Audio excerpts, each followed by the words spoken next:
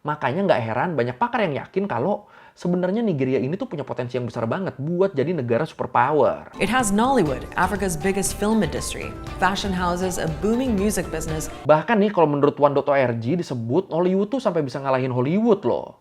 Dalam kita bahas Afrika lagi, sebulan sekali, sebulan 2 kali harus ada lah Afrika-Afrikaan. Seingat gue belakangan ini bahasan kita soal Afrika tuh kan cenderung miris dan menyedihkan ya. Tumbal energi go green lah, jebakan ekonomi Cina lah, sedih kan? Tapi marketing.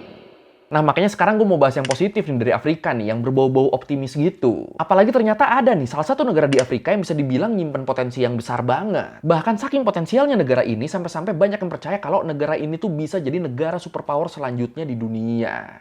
Anjir, mantep banget ya. Negara superpower tapi di Afrika loh. Yaudah kalau gitu, langsung aja kita bahas potensi besar Nigeria buat jadi negara superpower di dunia. Emang apa sih yang mereka punya? Di Learning by Googling. Oke, kayak yang kita semua tahu, Afrika tuh kan punya semacam stigma buruk sebagai wilayah yang serba kekurangan ya. Dan ya bisa dibilang stigma ini tuh emang nggak salah. Soalnya kalau menurut World Population Review disebut 9 dari 10 negara termiskin di dunia itu tuh adanya di Afrika. Contohnya kayak yang pernah kita bahas deh tuh, Burundi. Negara yang kaya sumber daya alam tapi malah jadi negara termiskin di dunia. Dan dengan kondisi negara-negara di benuanya yang begitu, pas kita dengar kalau Nigeria nih punya potensi jadi negara superpower, ini kan pasti banyak yang skeptis kan? Banyak yang kayak, ah, masa iya? Tapi di luar itu ternyata Nigeria ini emang punya banyak potensi loh. Emang apa aja potensinya? Potensi besar pertama yang dimiliki sama Nigeria adalah penduduknya. Kalau menurut Worldometer, saat ini Nigeria tuh punya lebih dari 223 juta orang penduduk. Dan jadi negara dengan jumlah penduduk terbanyak nomor 6 di dunia dan yang paling banyak di Afrika. Dan kalau menurut Eurasia Review, jumlah ini bakal terus meningkat di mana nantinya di tahun 2050 diperkirakan jumlah penduduk Nigeria tuh bakal naik 2 kali lipat. Dan di tahun 2100, jumlah penduduknya tuh diprediksi bakal ngewakilin 33% total penduduk dunia. Wah, banyak amat ya. Atau artinya dengan kata lain, Nigeria tuh bakal jadi negara dengan jumlah penduduk nomor 2 terbanyak di dunia. Cuma kalah dari India nanti mereka berarti. Apalagi Cina prediksinya bakal turun terus kan jumlah penduduknya kan soalnya kan. Dan ya ini sebenarnya nggak mengherankan sih. Apalagi kalau kita ngelihat tingkat kelahiran di Nigeria yang mencapai 7 anak per wanitanya. Ini banyak amat, jir. Dan gilanya lagi, masih menurut Eurasia Review, disebut di akhir abad ke-21 nanti, 50% populasi usia muda di dunia tuh diprediksi bakal ada di Nigeria loh. Jadi nantinya di saat negara-negara lain di dunia kayak Cina dan sebagainya itu angka kelahirannya makin dikit kan, nah Nigeria nih malah bakal makin banyak. Sampai akhirnya nantinya dari seluruh orang-orang muda yang ada di dunia tuh setengahnya bakal ada di Nigeria. Sekencang itu angka kelahiran mereka berarti ya. Dan ini kan artinya Nigeria tuh bakal punya bonus demografi yang besar banget kan. Kebayang ya kalau mereka bisa manfaatin ini ya, bakal mantap banget ini. Tapi kalau nggak bisa, kemungkinan besar ya malah jadi beban. Nigeria has incredible potential. So, beyond all the natural resources that we have, our greatest resource is the people. And we are lucky, we are blessed to have such a massive number of young people. Terus potensi kedua yang gak kalah penting adalah kekuatan ekonomi Nigeria. Kalau menurut World Population Review, di tahun 2021, Nigeria tuh jadi negara di Afrika yang punya GDP terbesar di sana. Pendapatan mereka jadi yang terbesar di Afrika. Atau kalau secara global, pendapatan Nigeria tuh ada di peringkat ke-31 lah. Dan yang lebih mantapnya lagi nih, kalau semua negara di Afrika Barat, kecuali Nigeria, itu pemasukan negaranya semua digabungin, itu tuh masih belum bisa ngalahin pemasukannya Nigeria loh. Pendapatan Nigeria sendiri ngelawan pendapatan semua negara Afrika Barat disatuin, itu tetap lebih besar Nigeria. Iya, semantap itu Nigeria di sana ternyata. Dan karena besarnya potensi demografi dan ekonomi Nigeria inilah, mereka tuh jadi dapat julukan raksasanya Afrika. Ini berat juga ya julukannya ya, kayak ngasih beban malah ya.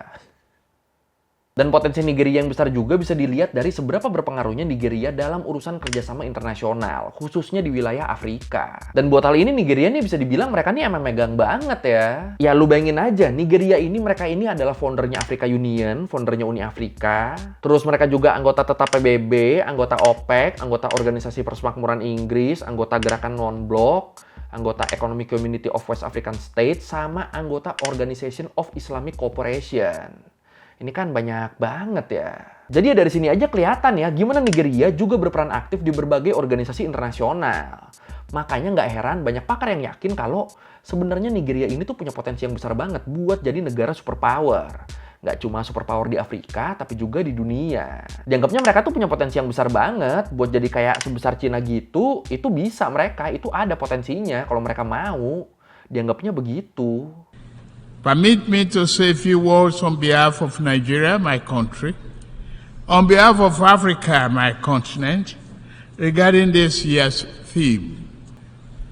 Failures in good governance have hindered Africa, but broken promises, unfair treatment, and outright exploitation from abroad have also exerted a heavy toll on our ability to progress. Tapi walaupun punya potensi yang besar, Nigeria ini sampai sekarang juga masih dihadapkan dengan berbagai masalah yang ngebikin potensi besar tadi itu jadi nggak kelihatan. Emang masalah apa? Salah satu masalah terbesar yang dihadapin sama Nigeria dari dulu sampai sekarang adalah soal konflik antar kelompok masyarakatnya. Ini buat gambarannya nih, jadi umumnya Nigeria tuh dikelompokin jadi 3 wilayah yang dibatasin sama sungai Niger sama sungai Bene. Jadi karena dipotong 2 sungai itu, Nigeria jadi kebagi 3 wilayah nih. Ada Nigeria bagian utara, bagian barat daya, sama bagian tenggara. Terus sebenarnya di Nigeria tuh kurang lebih ada 250-an kelompok etnis lah. Tapi di masing-masing 3 wilayah tadi ada etnis-etnis yang dominannya nih. Kayak di wilayah utara itu ada etnis Hausa sama Fulani, etnis mayoritas Muslim. Terus di wilayah tenggara ada etnis Igbo yang didominasi pemeluk agama Kristen. Sama di barat daya ada etnis Yoruba yang komposisi pemeluk agamanya tuh lebih beragam mereka. Nah, masalah antar suku di sana selain karena beda etnis, sering juga karena beda agama. Misalnya nih, contohnya nih, kayak konflik antara suku Hausa Fulani sama suku Igbo deh. Jadi kalau menurut PBS, di beberapa tahun terakhir, kelompok Hausa Fulani itu lagi gencar-gencarnya nerapin undang-undang syariah di wilayah yang mereka kuasain. Lagi nerapin undang-undang syariah di wilayah utara ya berarti ya. Dan gara-gara ini, orang-orang etnis Igbo yang jadi minoritas di wilayah Hausa Fulani, mereka nih jadi seringkali dapat perlakuan yang dianggap nggak adil. Sampai mereka jadi penentang terbesar penerapan aturan syariah ini. Dan ya, hal-hal kayak gini mungkin banget terjadi di sana, soalnya bentuk pemerintahan Nigeria ini kan emang republik federal kan? Dengan total ada 36 negara bagian. Jadinya ya tiap-tiap negara bagian tuh bisa punya peraturannya masing-masing yang ada kemungkinan sejalan sama keyakinan mayoritas di wilayah itu. Ya akhirnya yang terjadi kayak contoh tadi, di wilayah utara yang dikuasain sama Hausa Fulani kan tadi kan etnis mayoritas Muslim, mereka tuh akhirnya nerapin undang-undang syariah yang ternyata bikin gak nyaman etnis-etnis minoritas di sana. Tapi itu di wilayah utara yang emang mayoritasnya Muslim, makanya peraturan syariah tuh ditegakkan di sana. Nah, di wilayah-wilayah lain mungkin aja terjadi kayak gini juga. Mungkin di wilayah lain yang mayoritas Kristen misalnya, mereka juga bikin peraturan sendiri yang bikin pemeluk agama Kristen di sana merasa nyaman. Tapi ya minoritas Muslimnya mungkin jadi nggak nyaman gara-gara itu. Itu mungkin aja tuh terjadi di sana tuh. Jadinya ya gitu, tiap-tiap negara bagian tuh bisa punya peraturannya masing-masing yang ada kemungkinan sejalan sama keyakinan mayoritas di wilayah itu. Yang mayoritas Islam netapin hukum syariah, yang mayoritas Kristen netapin hukum yang beda lagi. Akhirnya minoritasnya ngerasa diperlakukan nggak adil aja, ribut deh tuh di situ. Dan bisa dibilang sejak mereka merdeka di tahun 1960 sampai sekarang, konflik antar etnis dan agama gini tuh masih jadi masalah utama di Nigeria. Dan masalah ini juga yang kemudian merembet ke masalah-masalah lain. Kayak jadi munculnya organisasi-organisasi ekstremis modelan Boko Haram gitu. Ini Boko Haram kalau kita bahas menarik juga sih ini sih.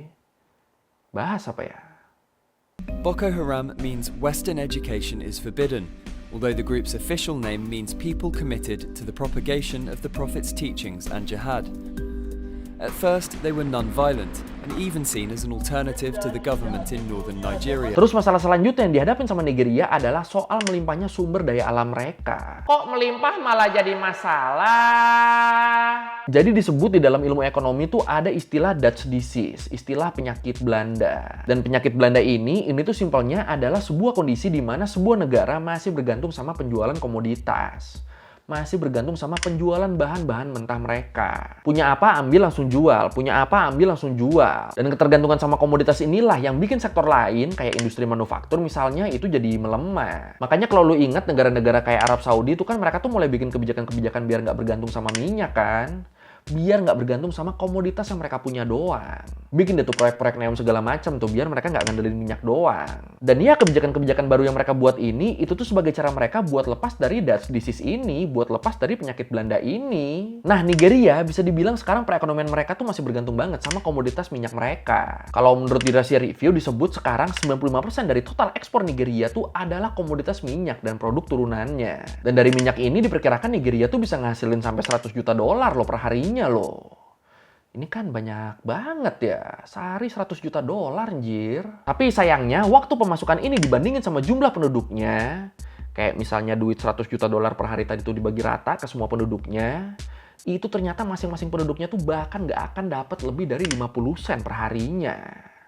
Kecil amat anjir. Iya, jadi ternyata 100 juta dolar per hari itu angka yang nelongso banget. Dan yang lebih ngeselinnya lagi adalah sekitar 80% dari total keuntungan industri minyak ini tuh cuma dinikmatin sama 1% penduduk Nigeria doang. Dan ya, lu tau lah yang orang-orang level mana yang bisa nikmatin ini ya.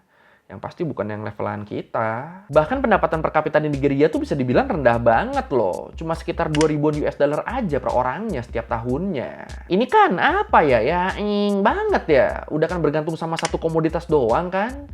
Keuntungannya diambil sama sebagian kecil orang doang. Yang 1% tadi tuh, yang kampret banget tadi tuh. Tapi ya dari orang-orang 1% ini juga, ini tuh jadi nunjukin kalau korupsi di Nigeria tuh emang jadi masalah yang parah banget. Apalagi kalau menurut Corruption Perception Index tahun 2022, disebut Nigeria tuh ada di posisi 150 dari total 180 negara yang disurvei.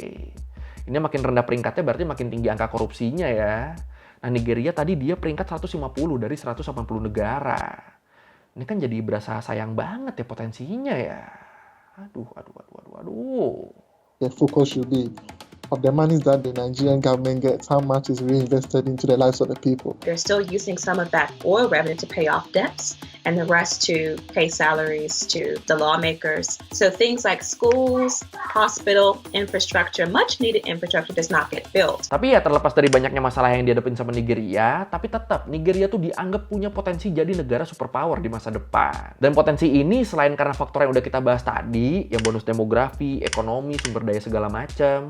Selain itu ternyata Nigeria juga dianggap punya soft power yang besar banget di Afrika dalam bentuk karya seni. Bener-bener seni itu lagi berkembang banget sekarang di Nigeria. Banyak banget penulis besar yang berasal dari Nigeria, termasuk ya salah satunya Wole Soyinka, sastrawan peraih penghargaan Nobel. Terus di sini banyak juga nih karya-karya seniman Nigeria yang jadi banyak penggemarnya di negara-negara tetangganya. Dan mantapnya lagi, selain lewat karya tulis dan seni, di Nigeria juga sekarang ada yang namanya Nollywood. Industri perfilman Nigeria yang makin kesini tuh makin banyak peminatnya, baik dari dalam negeri maupun dari luar negeri. Bahkan nih kalau menurut One.org disebut Nollywood tuh sampai bisa ngalahin Hollywood loh dalam hal jumlah produksi filmnya. Disebut dalam setahun Nollywood tuh bisa ngeproduksi 1.000 sampai 2.000 judul film. Ya walaupun secara kualitas pasti ini beda jauh ya sama Hollywood ya. Tapi kan tetap laku mereka, tetap banyak peminatnya, mau filmnya dibilang jelek juga. Makanya gara-gara ini sekarang Nollywood ini bisa dibilang bisnis yang cukup menjanjikan di Nigeria. Apalagi terus biaya produksinya juga murah kan. Lu bayangin aja, buat satu judul film Nollywood dibutuhin waktu cuma 7-10 hari buat produksinya. Dengan budget yang cuma 7.500 sampai 13.000 US dollar doang. Bandingin sama Hollywood yang butuh budget sampai jutaan dolar kan per filmnya kan. Ditambah waktu produksinya juga bisa nyampe sekitar setahunan lebih kan. Jadi ya secara kuantitas ini emang Nollywood nih unggul segalanya ya dibanding Hollywood ya. Secara kuantitas. Chijindo, My love, are you royalty? the only daughter of King Ejike. The king. Tapi walaupun mungkin buat kita kualitas film-film Nollywood ini menyedihkan, tapi secara pendapatan, secara keuntungan, secara cuannya, Nollywood ini tuh beneran nggak main-main loh. Kalau menurut Fun Times Magazine disebut, pendapatan yang didapat sama Nollywood dalam satu tahun tuh bisa mencapai 1,2 miliar US dollar. Dan ini angka yang besar ya, walaupun ya masih kalah kalau dibandingin sama pendapatannya Hollywood yang bisa mencapai 5,9 miliar dolar per tahunnya. Tapi ya di luar itu kalau buat Nigeria 1,2 miliar ini tuh udah mantap banget. Bahkan nih saking besarnya industri hiburan dan perfilman Nigeria di Afrika, sekarang tuh sampai ada istilah nigerisasi. Serem juga nih nama istilahnya nih. Apa tuh nigerisasi? Jadi nigerisasi nih istilah yang nunjukin kalau Nigeria tuh kayak udah mulai masuk gitu ke pilihan hiburan negara-negara lain. Ini kan keren ya. ya mirip-mirip K-pop tapi di Afrika ya jadinya ya. Jadi ya ini kan sayang banget ya kalau potensi yang sebesar dan sebanyak ini malah ketutup sama masalah-masalah yang masih mengakar kuat di Nigeria. Padahal bisa mereka jadi negara superpower dari berbagai faktor tadi. Tapi ya itu masih ketutup sama masalah antar etnis dan antar agama tadi. Tapi kalau menurut lu sendiri gimana nih? Lu percaya Nigeria punya potensi buat jadi negara superpower? Atau menurut lu masalah di sana tuh terlalu pelik? Jadi Nigeria tuh nggak akan pernah bisa manfaatin potensi mereka. Yang mana nih? Silakan komen.